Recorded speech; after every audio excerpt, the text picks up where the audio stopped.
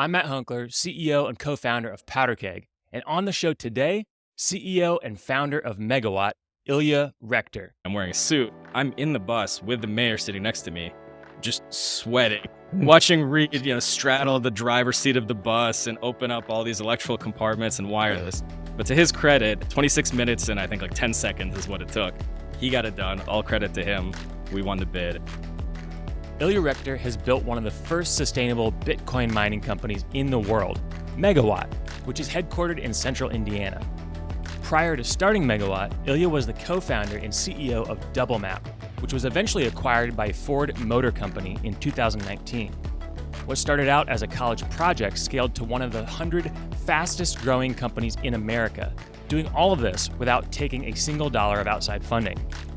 In our conversation with Ilya, we talk about his family history and immigration to America from the Soviet Union, scrappy startup stories that are going to inspire you for sure, and how to bootstrap a software business all the way to a successful exit. That's all coming up on this episode of Get In. I was born in technically a country that doesn't exist anymore. At the time it was the Soviet Union, now it's Russia. So my dad was the ultimate, in my opinion, kind of hustler entrepreneur where he wanted to get us out. He did not like the system for a million different reasons, some of which we're seeing today. So he saw the writing on the wall back then, but he started writing letters. He learned English. He was is a scientist, started writing letters to all of these different universities and academic organizations around the world, one of which went out to the University of Washington in Seattle. And this guy, David Gordon, read it, thought there was something there, and ended up convincing at the time the Soviet Union in early 1991, before it had collapsed, to let my dad leave. My mom and I were back in the middle of Russia, and at the time I was young, so I can't pretend that I remember this, but in theory, we weren't going to see each other again. So my dad left, and luckily a few months later, the Soviet Union collapsed. He didn't have any money, but his boss, this guy David Gordon, sent some money to my mom and I, and we caught the first plane out and came to America. So I credit a lot of entrepreneurship to my mom and my dad, because my mom didn't know English. She was very young. My dad learned English, but very much a second language. And through these letters that he wrote, got us out of there. Tell me a little bit about the psychology of that, being first generation immigrant in the U.S. What kind of impact did that have on your career and what direction you took things?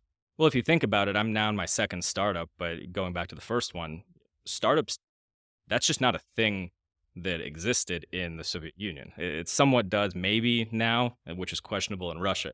There, capitalism didn't exist.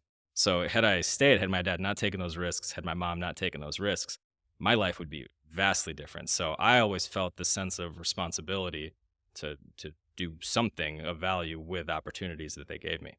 Well, you certainly have. It's got to feel good to deliver on that expectation. Sounds like you put on yourself. Mm-hmm. Isn't that wild to think about? It really is. Literally, if your father hadn't been able to, if you hadn't sent 1,000 letters, got someone to reply, got over here, collapse of the Soviet Union, your mom and yourself move here, at this very moment, who knows where you would be? That's pretty insane to think about. Yeah, not somewhere I'd want to be. Yeah. Yeah. Alternate reality. Yeah. I think about that. Parallel universe. Frequently, right? So I was adopted from Russia when I was 9 months old, and I'm constantly kind of drawn back to like, wow, when I'm having a bad day, it's like, could be worse. Yeah, it's a great day. Yeah. Did your family stay close? Was it David Gordon? Yeah. Did your family stay close with him or stay in contact with him as you guys got settled in the States? Yeah, we're still in touch with him today. He was the reason he ended up getting a job at the University of Michigan. This was a few months after we'd moved to Seattle. He asked my dad, hey, I know you just moved across the world, but do you want to move to Michigan? My dad's response was, well, it's in America. I don't really differentiate Michigan versus Washington State, so sure. And at least the way the story's been told to me, my dad is not James Bond, let's put it that way. He's a scientist. The CIA, or one of the organizations, rightfully so, was, I think, watching him. Oh, wow. Yeah. So he just left because we moved to take this job in Ann Arbor. And a few months later, I think his lab got raided. Wow. Because they lost him. Oh my God. And they started interviewing everybody. My dad's name is Mark. Hey, does Mark actually do work here? Or is he just in the back, jotting down some notes? Luckily, he wanted to get out of Russia. So he was doing, actual academic work and science related research. So that worked out. But wow. Funny backstory there. Wow, that's crazy. Mm-hmm. Well, and you grew up in a college town, Ann Arbor, Michigan. What impact do you think that exposure had on you, just in your own cultural exposure? Yeah, so my dad was doing his postdoc at U of M. My mom went to grad school at U of M. So we were living in low-income family housing. So we didn't have any money, which, depending on where you live, that can create some class inequality. Where I lived, my elementary school, which had 300 kids, I think had something like 70 countries represented. It's So awesome. you get off the bus after school, nobody has paid nannies or people to watch them. So I still remember some of these, people's names who I was friends with, and we had Zhao from China, and his family would watch us, on Mondays, on Tuesdays. It was Kevin Obungu from Nigeria. We had Dominic from Australia. We had Taro from Japan. My family would watch them one day, and it just rotated. So the sense of, hey, it doesn't matter where you're from. We're all here to build a better life.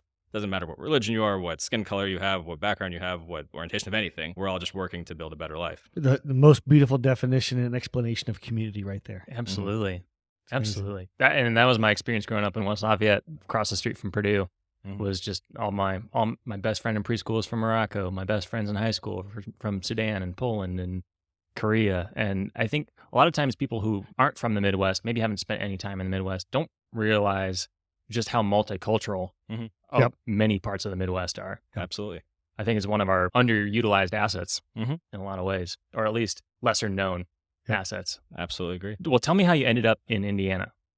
So my dad basically got a job at Eli Lilly is the short version of the story. Slightly longer, I had this cultural shock where I went to a small school where I had 60 kids in my grade, made this big leap to go to a public, bigger high school, had 2,000 kids, and then midway through freshman year, moved down to Carmel, which is like the biggest school in the country, I think, Yeah. and had to make all huge. new friends there. The city of champions. There you go. I know you say it as if it just happened, make Mhm. new friends there, but that's actually really hard to do, especially Mhm. in high school, Yep. when you're going to a school where maybe people have known each other for Mhm. their entire lives. You learn any lessons making new friends for the first time? I mean, one, I'll give credit to Midwestern hospitality in Sure. Indiana. People were actually welcoming. So course. from that standpoint, it wasn't as bad. For me, I was always athletic. I'd play hockey and soccer and run track. And all of a sudden you go to this big high school, there's a lot more competition. So you really do have to think about, hey, it doesn't matter that I was the best player on my soccer team when I was 13 or 14. It's more, hey, long term, what do you want to do? What are your actual skill sets? Are there actual curiosities beyond, something like athletics that you want to pursue? And was it the Kelley School of Business that drew you to Indiana University? So I've got a funny backstory there too. I was an okay Spanish student in high school, but I placed well in the national Spanish exam. Nice. So I got to IU thinking I was going to take a Spanish scholarship. And I asked the academic advisor saying, hey, what level Spanish do I need to take? And they said, well, it's a foreign language scholarship. You can take anything you want. So I speak Russian. So I decided. I'll do Russian. Way to Yeah. work the system. That's I awesome. love that. I love that. So it seems like, right, academia, like higher ed was part of your life growing up. I mean, with your dad and mom. Was entrepreneurship part of your life in your home life? I feel very fortunate. My parents were and are extremely supportive. At the same time, and I joke with them still to this day, I think as far as, the scorecard, the way they were raised, which, academics were the central focus, I'm a huge disappointment. The entrepreneurship doesn't exist in the minds of that, generation of people from that country. Let's put it that way. So from that standpoint, I don't have a higher ed degree. Like I have an undergrad degree. I don't have a master's. I don't have a PhD. I'm not a doctor or a lawyer. So that scorecard is off the table. Failure. Yeah. Well, by our scorecard here, you're doing great. Appreciate it. Appreciate it. Well, I think your first entrepreneurial venture, maybe outside of some childhood lemonade stands and things Mhm. like that, kind of came about at Indiana University. Is that right? Yeah. So my goal at IU was to get good grades, get a job, and have some fun. Maybe not always in the right order. But at the same time, going into my senior year, a friend of mine in my fraternity, he was running for student body vice president, wanted some help on the campaign. I ended up agreeing to help. We get elected. And there's 5 platform issues that they ran on. I wasn't one of the main people. I wasn't president or vice president. But I helped enough on the campaign where once they got selected, I was one of the chiefs. There was 5 chiefs. So think of it as a cabinet. Yeah. So we had a very sophisticated way of picking who got what issue, platform issue. And I lost 5 sequential games of rock, paper, scissors and got stuck with transportation and eventually buses. because nobody wanted to do that. So that was the origin story there. Rock, And paper, little did you scissors. know at that moment how cool buses would be. It wasn't a passion of mine. That's what's interesting. It's something that I learned. I'm either going to do something 100% or I'm not going to do it. So once I committed, I became obsessed with transportation. I learned everything I could. So it actually, in a roundabout way. So what happened? So how did that evolve? So in student government, you want to just get things done to help student life at whatever university, in my case, IU. So first we brought Zipcar, at the time was new, to Bloomington. That was this big win. Then we brought something called Zimride, which there's an interesting side story as to a huge mistake, personally and professionally, I made there about passing on an opportunity. But once those two were done, what later became my first startup, DoubleMap, was what I started. And the origin there is going into the summer before my senior year, we had these issues that we, as part of the transportation initiative, had run on. One of which was adding something called the U route. If you're familiar with Bloomington, they wanted to get more attendance at football games. So they wanted to add a bus route just on Saturday mornings to bring people to the stadium, which IU football was not very good at the time. Maybe it's gotten better, but at the time, certainly not very good. Attendance was low. Maybe start there. Yeah, short of teleporting to the game. Yeah, getting a better football team. Right. IU administrators did. Maybe you should have been the coach. There you go. Couldn't have done much worse. Although we did go to a bowl game one time, so that was nice. But they didn't like the idea of adding buses, which was going to add wear and tear to buses, add fuel costs, add driver salaries. So I essentially got laughed out of the room by these administrators this summer going into my senior year. And one of my just fears at the time, and still to this day, it's not even that I want to look smart. I want to avoid looking stupid. So I started pitching them ideas that I had just thought up of on the spot, although I pretended that I had put in months of research and work and all this stuff. And one of them was we had the bus that I took every single day to class. It had a paper schedule. And we all know that weather happens, traffic happens, life happens. Buses rarely run exactly on time. So the iPhone had just come out. I said, hey, why don't we put an iPhone in every single bus and then, using air quotes, friend them and put them on a map, which was very naive of me to say. But I said, hey, why don't we do that? Would that be a project that you are interested in? And they said, sure. How much would that cost? In my head, a data plan was something like $30. We had 30 buses. So I said $1,000 a month. And I think they were just trying to get rid of me as this, kid that was pestering them about this random project they weren't that interested in. So they said, sure, we'll give you a $12,000 a year budget. And I walked away thinking, oh my God, I have a $12,000 a year budget. This is more than zero, which to me is binary. Yeah. So all of a sudden it became very real. Let's go build this thing. And throughout the course of the year, we built it. We launched. It wasn't a company at the time. It was just a project, an app. I viewed it almost as my legacy. We launched it. But then going back to my roots, with my parents, there was an expectation that I got a job. So I took a job instead of pursuing it as a startup, but later came back to it. What brought you back to it? So I graduated, I became a consultant. I moved to DC, and I had this very cool opportunity where I picked a boutique consulting firm because I knew I'd intern there. I knew they had some overseas work, and I was obsessed and still am obsessed with traveling. So they wanted somebody to go to Ethiopia, Nigeria, and Ghana. So for about 6 months, I wasn't actually in DC, I was abroad.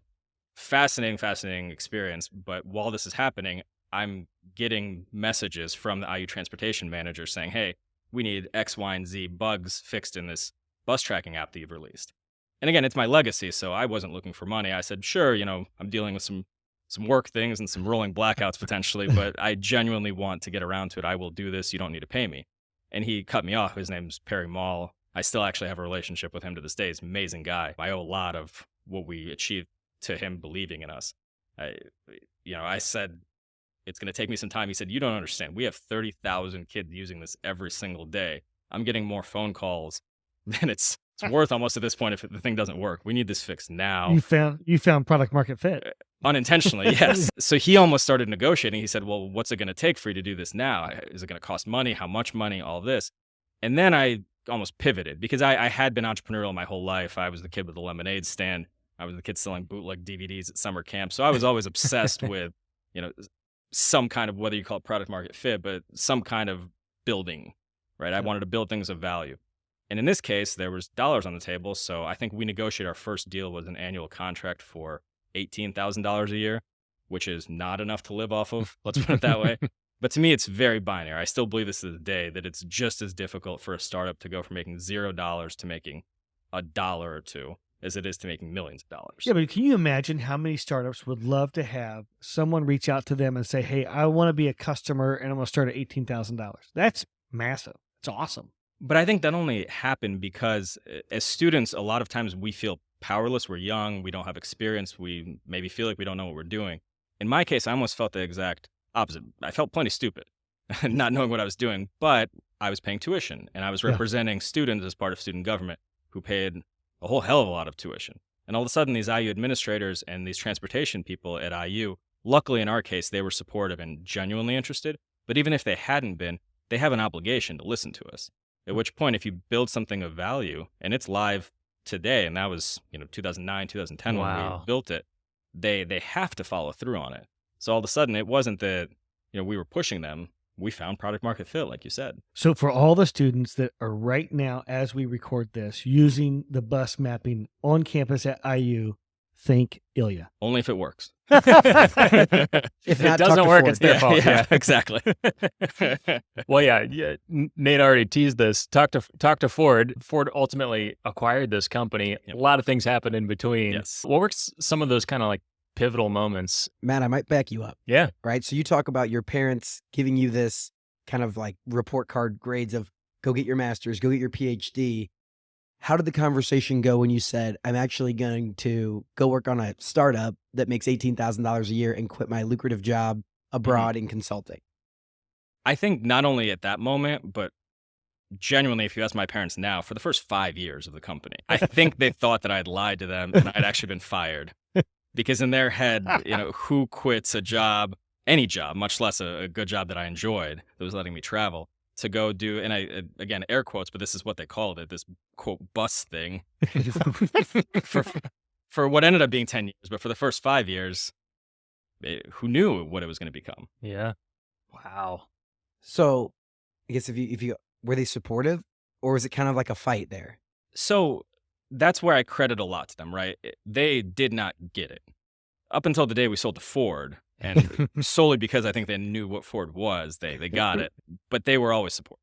And that I'm forever grateful, right? Yeah. That's, I think, the ultimate role of a parent is you might not get what your kids are doing, but it's your job to be supportive, and they were. Yeah. I love that. That's amazing. Okay. I have a map too, right? So you sign your first customer with IU.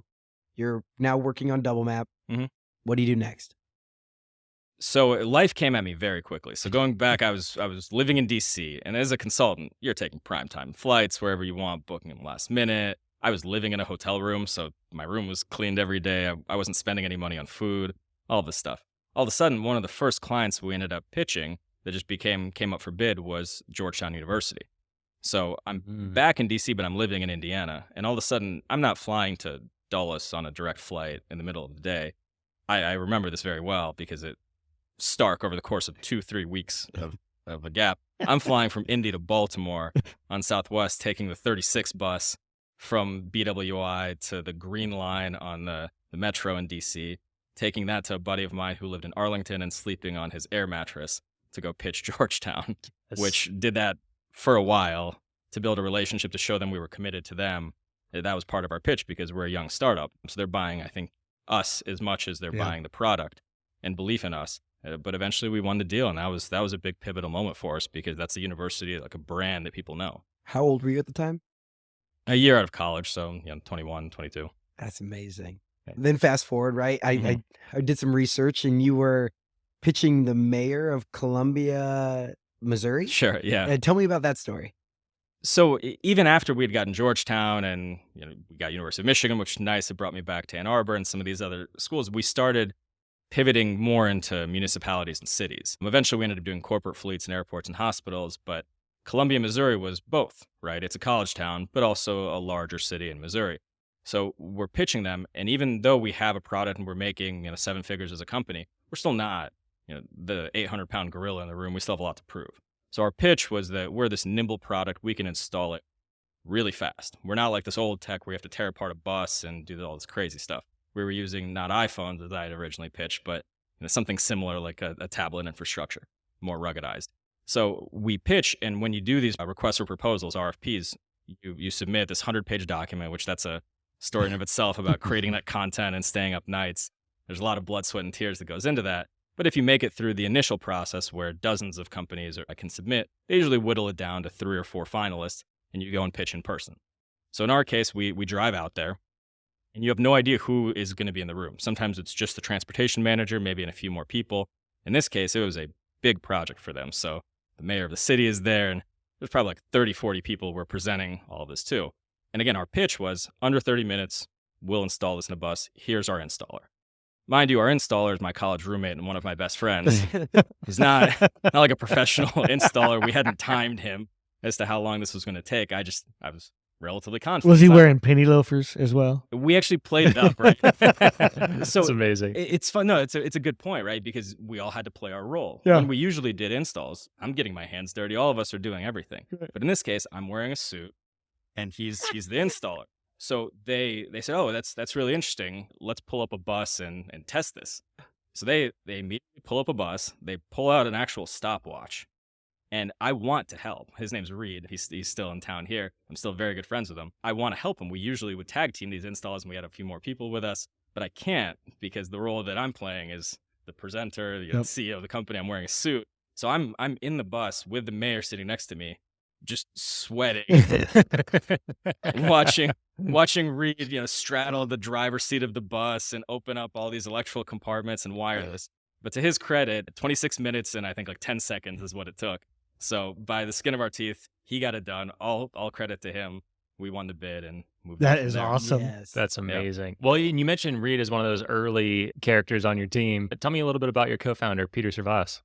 So Peter and I met. So going back to student government election, I didn't know him at the time. Yeah. I knew Jack McCarthy, his vice president, my fraternity brother. Peter was ultimately the president that we essentially helped get elected. He was good at rock, paper, scissors. Well, he didn't have to. He was the president, right? Gotcha, It was me gotcha. and 5 other people.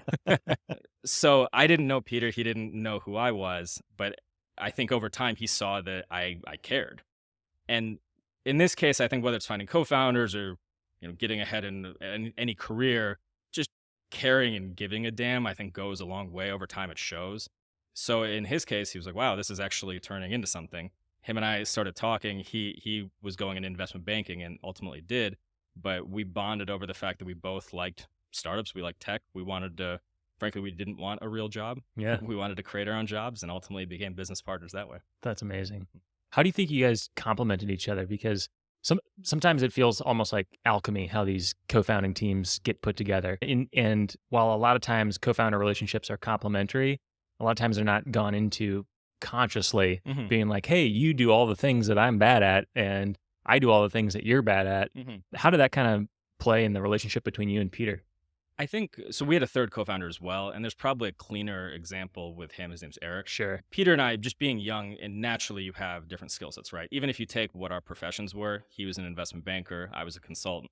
There's different skill sets, right? So naturally, a lot of the finances fell on him. A lot of the operational efficiencies fell on me. So we had natural deviations that way. Eric, I think, is a funnier story where we weren't technical. So Peter, with his pull as being student body president, I still don't know how he did this. He convinced the School of Informatics to give us a capstone team to help that's build awesome. this project. Love that. And again, it wasn't a startup at the time. Yeah. It was a project. So Yeah. there was merit there.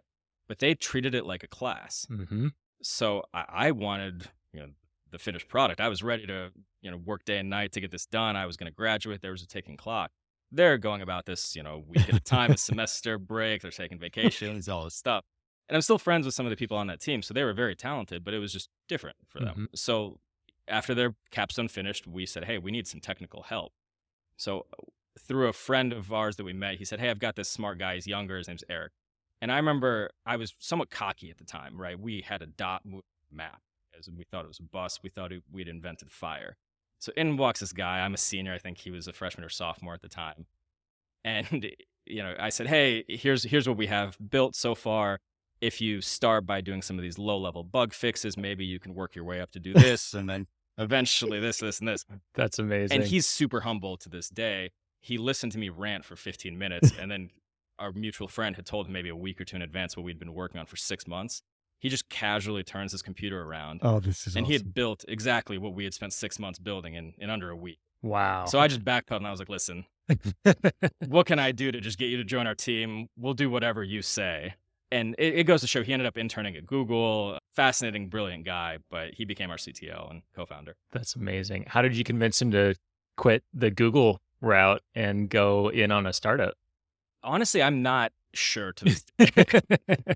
Must have been in his DNA too. So I remember, I'll answer it a little bit differently. He was pitched by a lot of, as he called it, businessy people at IU about doing this startup or that startup.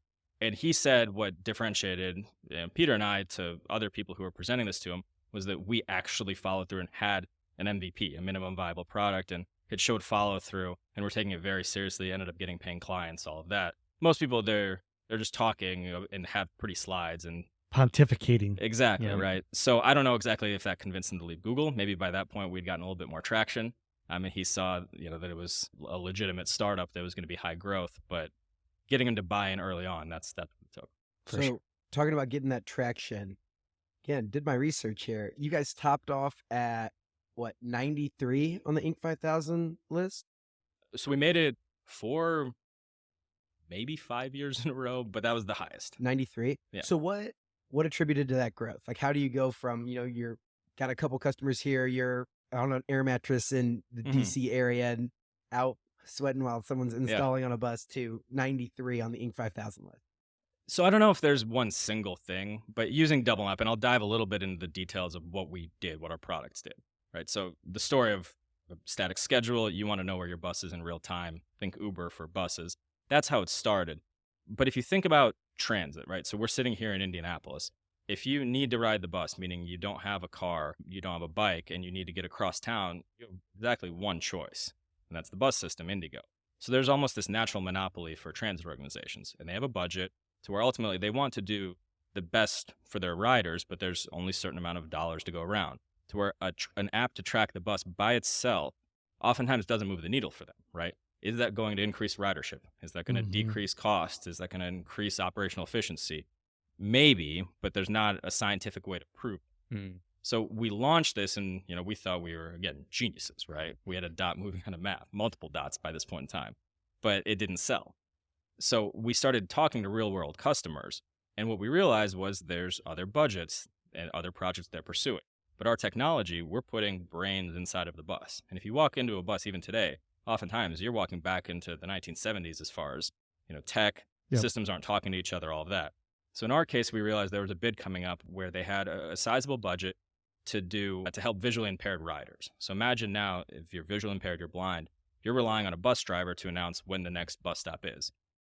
Bus drivers are human, right? They might do it a little bit later. They might do it a little bit earlier. They might forget. They're driving a bus. At the end of the day, there's all sorts of variables.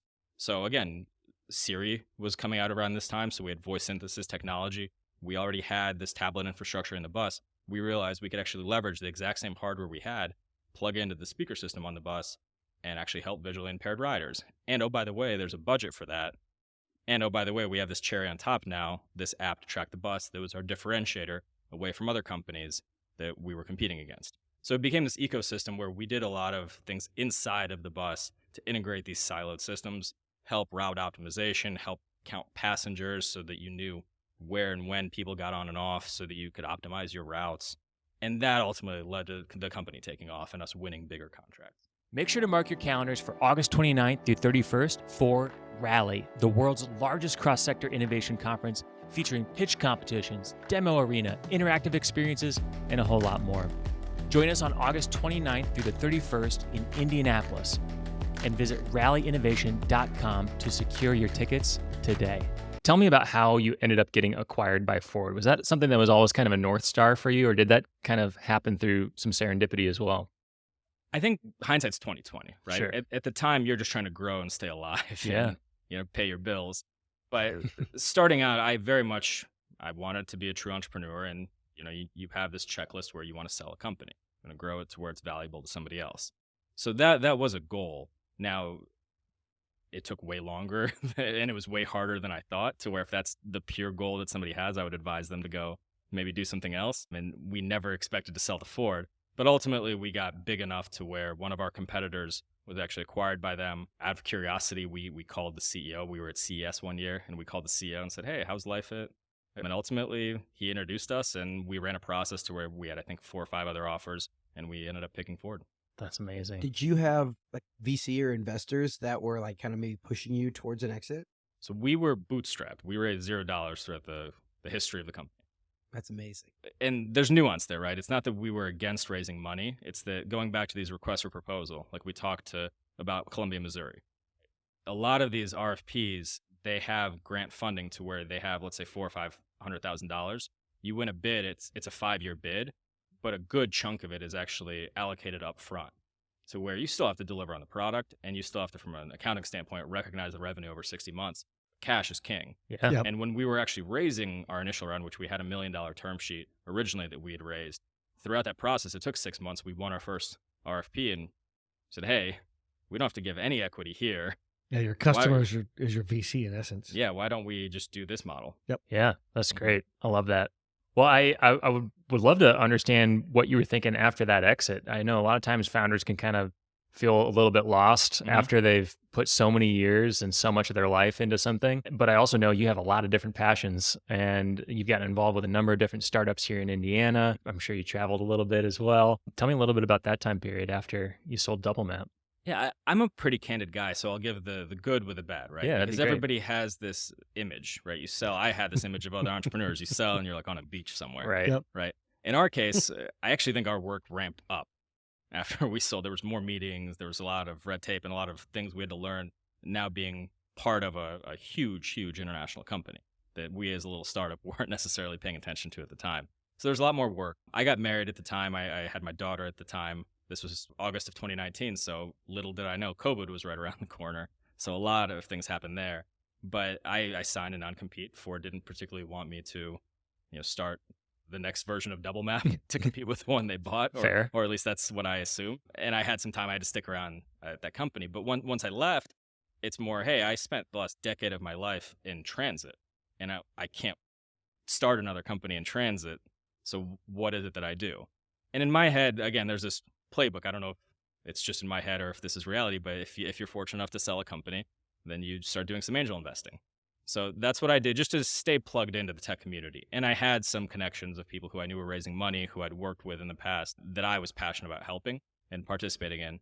So I thought that I would try that as like a real job. Going back to I only do things if I can go all the way in. Yep. So I saw dozens, if not hundreds, if not probably 1,000 plus pitches and slide decks. I picked 5 deals that I did equity investments on of various sizes. But what I realized through that process, there's some people, and I admire them, they wake up in the morning hungry to chase deals and meet these companies. I admire that, but that's not me. Mm-hmm. I realized through that process that I am who I am. I like building stuff. I like when it's a pirate ship mentality, when it's a small team.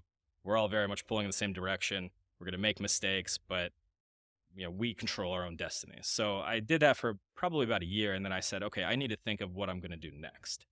And I spent about a year meeting with potential co-founders, just ideating, coming up with ideas and all sorts of, and it was a very difficult time because it's not like an idea just pops into your head and you just run with it. Yep. So ultimately, maybe not quite fully depressed, but I was not sure what I was going to do the rest of my life. And that was actually a very difficult time. How did you get interested in Bitcoin? So right around 2016, I got interested in Bitcoin and I wanted to have some skin in the game. So just like I'm sure a lot of people who got interested in that stuff, I bought some on Coinbase and fell down the proverbial rabbit hole, researched it. It felt smart in 2016, maybe 2017, felt stupid 2018, 2019, smart again 2020, the whole roller coaster. Sure. Throughout that journey, I learned about Bitcoin mining, which that's probably a longer conversation if we ever want to get into what that is and how it works. But ultimately, what I was interested in, going back to doing angel investing, is a passive form of income, right? In theory, you plug in a very noisy computer and it just prints you Bitcoin every single day, right? Imagine a rental property, but you don't have to deal with tenants. You don't have to deal with broken plumbing, all of that. So I wanted to do that as part of a passive investment. Yeah. It's noisy and power hungry, and I had a newborn at home, so that wasn't going to fly in my basement. Yeah. So I set out and I found some hosting companies across the country. I found 4 different ones. I think one was in Colorado, one was in Pennsylvania, Illinois, and Kentucky. The assumption was that 2 weren't going to be very good. The hope was that 1 would be okay and 1 would be excellent, and I would consolidate my operation there.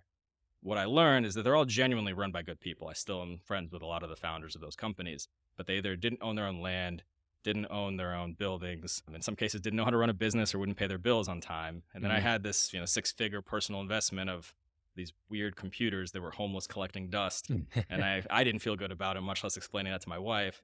So I hadn't set out to start a Bitcoin mining company. But I said, hey, I've run a business before. There's clearly a need here and a demand. Why don't I actually try my hand at this? And I hired a consulting company to do a nationwide search. The goal was to find affordable, available, and sustainable energy. We looked at Wyoming, we looked at Texas. I happened to be passionate about Indiana, so I started looking at all of our local utilities in Indiana, and I found one that's actually 85% carbon emission free. I worked with some local economic development corporations to find some land. And outside of just being passionate about Bitcoin and Bitcoin mining, which we launched and now a 7-figure business of its own in Megawatt, I'm obsessed with bringing more of that to Indiana. Yeah, that's incredible. I love that, one, you have the passion to go deep on something when you're interested in it, and like really figure out where's the need, where's the kind of break in the chain of operations, and then say, okay, there's got to be a better way to do it. And I also love that you kind of looked in your own backyard and said, what does Indiana have that I could use, knowing that you've got all of these relationships in Indiana to lean on, and then you made it happen.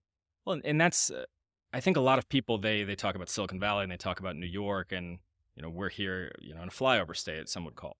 I've always looked at wherever it is that I am. In this case, I'm in Indiana and I'm here for the long run. So I'm very passionate about Indiana. I look at what do we have here that's a competitive advantage. We have a lot of really high-end academic institutions, a lot of technical institutions. If we can keep that brain drain low and keep that talent here, I think that's a natural competitive advantage because they have friends and family and relationships here. The other part, Bitcoin mining, and sometimes gets a bad rap because it uses a lot of energy, right? Well, that's also why it's not going to happen in New York City or San Francisco or Los Angeles, because there's a lot of people there that need that energy. Whereas here, we had this automotive infrastructure that was built and all these factories, some of which are now gone, but the electrical infrastructure still exists.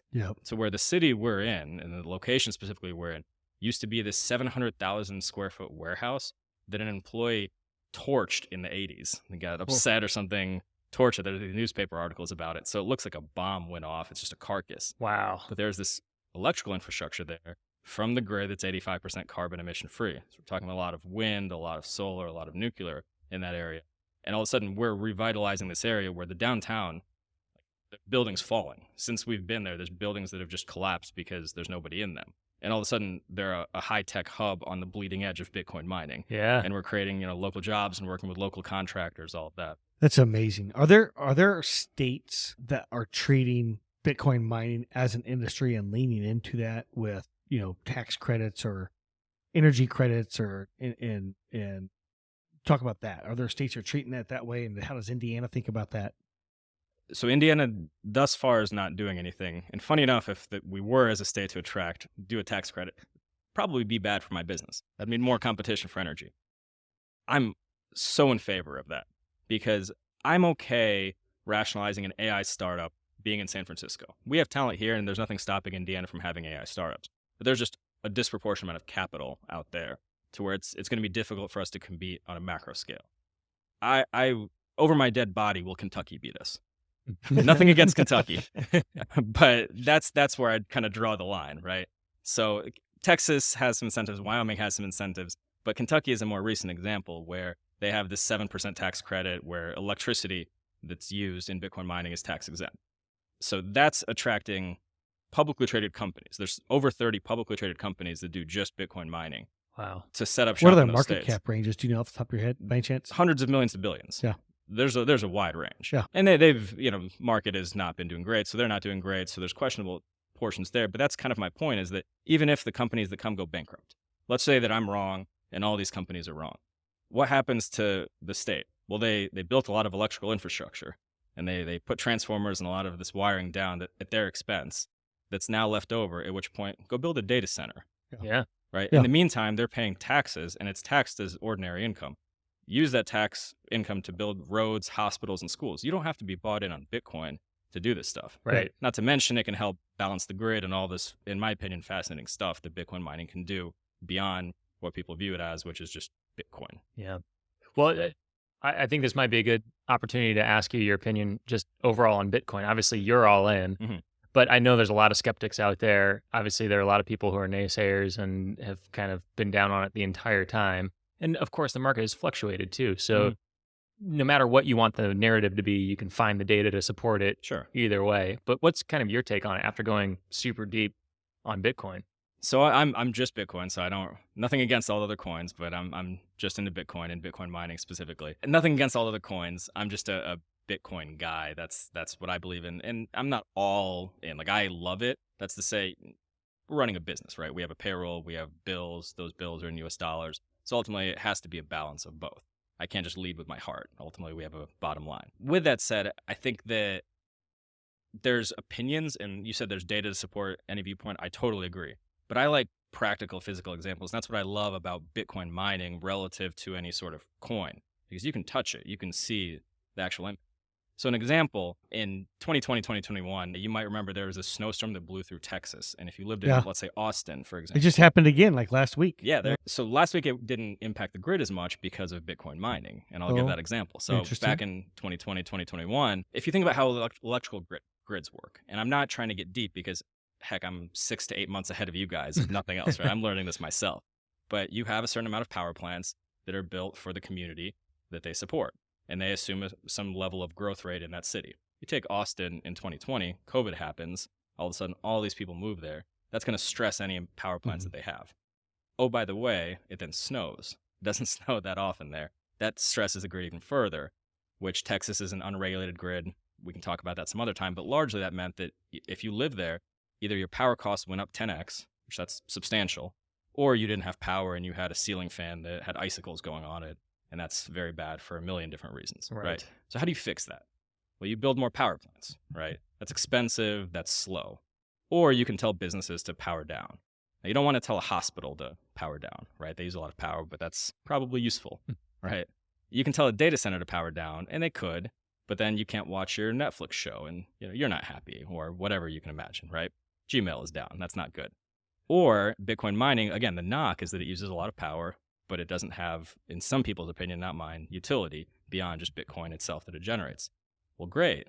Shut us down, and it releases all of this energy back into the grid, at which point, if you lived in Austin, and we're actually doing this here in Indiana, all of a sudden your power costs don't go up. You're completely unaware. Oh, and by the way, the grid is perfectly stable to where your power costs don't go on. You still have power, you have heat, you have AC in the summer, all these things. And it's actually fascinating how it works. So the grid, for example, in Indiana, it's split in half. The portion we're in stretches all the way from Indiana to New Jersey. Wow. So you can have sizable impact by doing this. Wow, that's crazy. That's interesting. I didn't know that. Yeah, me neither. Mm-hmm. What are you most excited about with what you're doing at Megawatt? So that's new for us. We just started doing some of this grid balancing stuff. I think we can do way more. Yeah. That is something I'm obsessed with, because that's beyond just my belief in Bitcoin as, gold replacement or, substitute. That's something we can help people's lives today in real practical dollar and cents terms. What do you think about the people that say, well, the governments across the globe are just letting the private sector build out this infrastructure, and then they're going to just step in and say, okay, no more Bitcoin. You now have a U.S. coin and fork it over, and you can't use it anymore. Or take it over to control people and shut off people's cash to force them to take to behaviors that they want. Is that way too deep? Is that podcast 2 we should do? No, I'm happy to. If we have time, I'm happy to. I'd love to at least get the quick version. We can always go deeper on the future episode. Yep. Yes and yes is the answer. What I mean by that is mutually exclusive governments, and I don't like this, but governments will do what governments do. They are actively already creating their own digital currencies. But they're digital currencies for the dollar or for whatever country and their local currency. That's like saying the dollar competes with gold. They're fundamentally different to some degree, right? Bitcoin, and specifically, again, Bitcoin mining, where I think it's interesting, is that anybody can Bitcoin mine. You don't have to be in Indiana. You can be in any other country in the world, and the network will exist as long as there's miners plugged in, to where a government can't just shut it off. That's like saying you can shut off the internet. Right? That's the definition of being actually distributed and not a centralized currency, which is what centralized government currencies will be. Yeah, interesting. That's pretty exciting. I would love to see the facility sometime. I don't know if you allow outside tours. We started doing tours, so you're welcome to come. Oh, that's amazing. Yeah. How do people find out about it? Ping me on Twitter, find me on LinkedIn. My Okay. Twitter is Ilya and then the letter X, Indy, Awesome. and happy to do it. All right, we'll link that all up in the show notes so people can find it. Mhm. Before we wrap here, we do have a lightning round if Mhm. you're open to it. Totally. Perfect. I do have 2 additional questions that we're adding to the lightning round, but we'll be quick on them. First, just like a personal question for you. Has it been difficult, right? You said you had 10 years in transportation. Has it been a difficult transition going from the transportation guy to the Bitcoin and energy guy? It was difficult before I became the Bitcoin and energy guy, because then what am I? Right. And there's an existential crisis. I don't mean to make it dramatic, but if I don't have a purpose, I'm that type of guy where I actually like to work. I like to go build things. So my crisis was before I found what I'm doing now. Now I have a purpose and I'm forging ahead there. Perfect. I love that. I read about this in the IBJ. When you were deciding between consulting, there was another option on the table. Mhm. What was the option you turned down, and what could that panned out to be?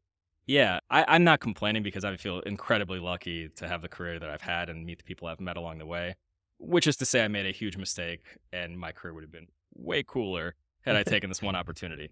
So I mentioned when I was in student government, we brought Zipcar in. Well, one day we get an email. I'm student government transportation chief or whatever my title was. And it's a guy named John Zimmer with Zimride who's partnered with Zipcar. I just saw a lot of Z's. It's a lot of Z's. Yeah. I took the meeting, sure. In comes this guy who's like 26 at the time. He's like, hey, I've got this ride share idea to where if you want to go from the airport to IU or back, we can hop in each other's cars. It's like a digital ride board in the union. Imagine that with some Facebook integration. It's like we're going to charge like 8 to 10 grand for it. We've got all these other schools. I saw it from a student government standpoint. It was a cool idea, don't get me wrong. But I saw it as, again, another check win that we're helping the community. Yeah. So he was lobbying IU admin. IU admin didn't have the budget. I lobbied student government to pay for it for, I think, 2 years. And we got it done in probably 2-3 weeks, which later, having sold to universities and student governments, that is very fast. Yeah. Lightning fast. I just didn't know any better. Yep. Right. I wanted to get something done. Something to that. Yeah. So that impressed him. And, he said, hey, why don't you come join our team? And I said, that's a kind offer. I'm really focused on this consulting thing. I just gotten my offer there. I'm okay, but let's keep talking. Cute startup. Yeah. Yeah. So I graduate. I'm like 2 weeks into my job, and he said, hey, we're actually pivoting the company. So I wanted to circle back to you. So this whole ride sharing thing, we're no longer going to do it just from the airport to, universities. We're going to try to compete with taxis. And we just raised $400,000, I believe the number was, to go do this. Come join us and I think it was employee like 7 or 8 in San Francisco. And I said, hey, I'm actually genuinely interested because I really liked him. I met this other guy, Curtis, at the company. He was great. Still have a relationship with him to this day.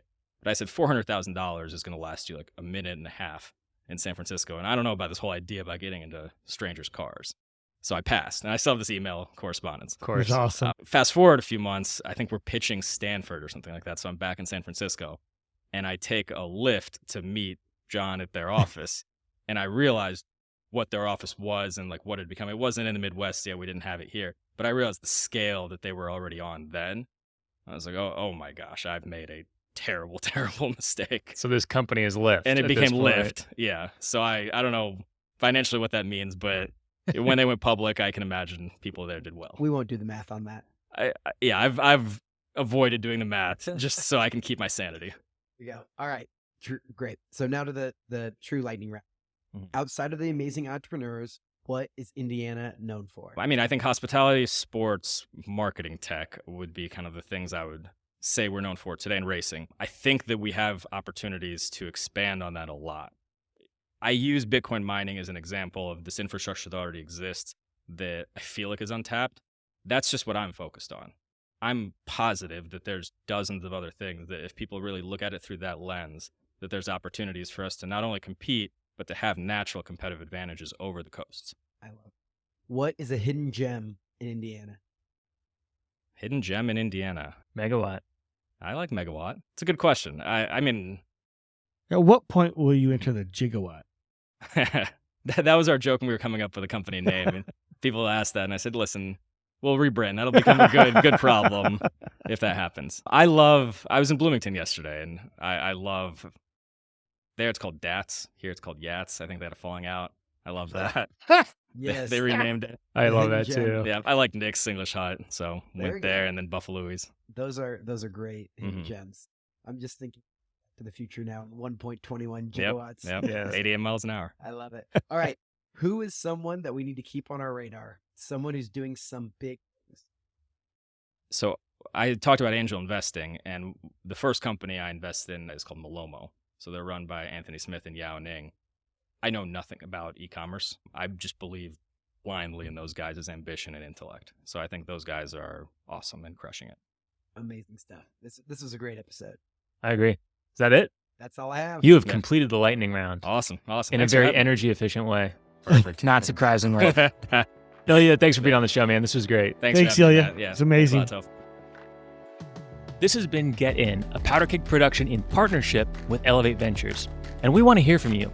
If you have suggestions for a guest or segment, reach out to Matt or Nate on LinkedIn or on email. To discover top-tier tech companies outside of Silicon Valley in hubs like Indiana, check out our newsletter at powderkeg.com/newsletter. And to apply for membership to the Powderkeg executive community, check out powderkeg.com/premium. We'll catch you next time and next week as we continue to help the world get in. Since you just listened to this podcast, you might be thinking about starting one for your company. Lucky for you, our partners over at Casted have you covered. Casted is the first and only podcast and video marketing platform made specifically for B2B brands. I love this about them. The platform makes it possible to publish, syndicate, amplify, and measure the value of your podcast and video content. In fact, we use it for our podcast here at Powderkeg. And if you're a startup, you should listen up because Casted for Startups is definitely for you. They are offering exclusive deep discounts of up to 82% off retail price for qualifying startups. Connect with Casted at casted.us/powderkeg.